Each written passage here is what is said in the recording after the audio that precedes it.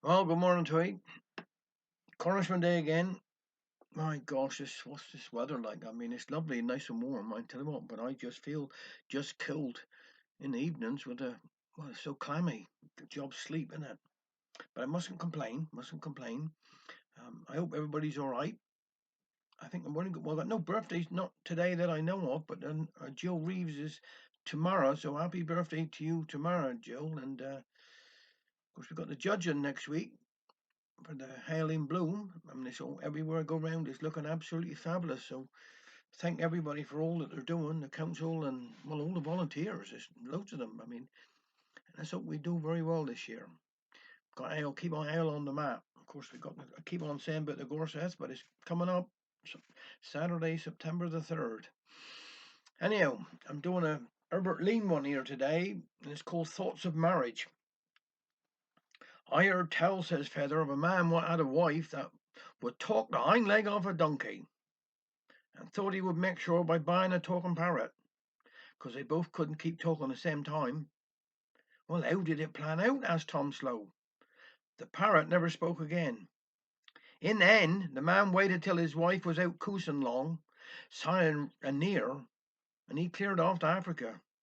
Away 20 years was, and when he come back, she was still there chatting. So he turned tail, and we haven't seen him since. They say if you vex the dead, you never prosper. And I do believe that. There's something in it. Now, when the man's mother was living, he was courting the same woman, but his mother used to hate her. She told the woman shut her mouth so that she could tell who 'twas. The mother had a bare fortune, all for him if he promised he would never take the woman over the churchyard stiles to be married. He promised. That was put down upon the will, and the mother died happy. Off he goes to see a lawyer, what told him there was nothing in the will to stop him from jumping over the hedge of the churchyard. Well, he got married, and he had been clocking down behind the hedge ever since, so mother shan't see him. Now he's rounded up like the wheat of a shay. So the old saying is true: a funeral is final, but a wedding is everlasting. Every couple that you to see in the papers getting married are grinning like Cheshire cats. But if you could ask one of them what they're laughing about, they don't know. That's Auburn, replied Tom Slow. Give me a bellyful of beer, and I can laugh at any joke I tell. 'Tis better to be a live sinner than a dead saint. We was three of us up Wales working together and lodging in one bedroom. John Weeks, Tom Skilly, and me. One night Tom said he was going out get blinking drunk. Could afford it now his missus is getting public assistance. So Jan and me was left to keep house.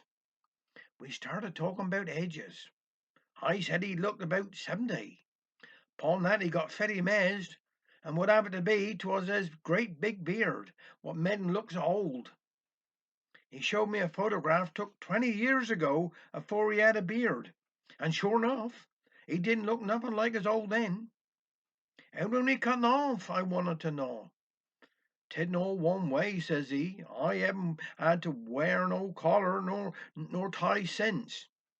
Well, I see the landlady looking at ye, under her eyebrows. In a bad little place. Hang up your hat and get married. Give up work and go on the dole. Heaven can pay that. Jan went quiet for a time like a broody hen. Then up he jumps and shouted, "I'll do it, I'll do it. Got a scissors, have he?" "No, but I'll soon get one." And off I rushed afore he changed his mind. He'd have changed his mind more often than he'd have changed his shirt. Down he sat, and I sheared him like a lamb led to slaughter. Just then in rolled Tom, sleeping afore we had time to put him to bed. I was just going to sweep up Jan's beard from the floor when I had a bright idea. Got bit gum and stuck the air all round Tom's face. When he waked up in the morning, he saw his beard. He was some mad. He wanted to know how we didn't call him afore, 'cause he must have been sleeping more'n 2 months. Went to work, he did, with the beard on, and the boss sent home. Said he didn't work there. He didn't even know him. Well, I must be going up long. There's going to be showers and bright interviews. Take care. Have a nice weekend.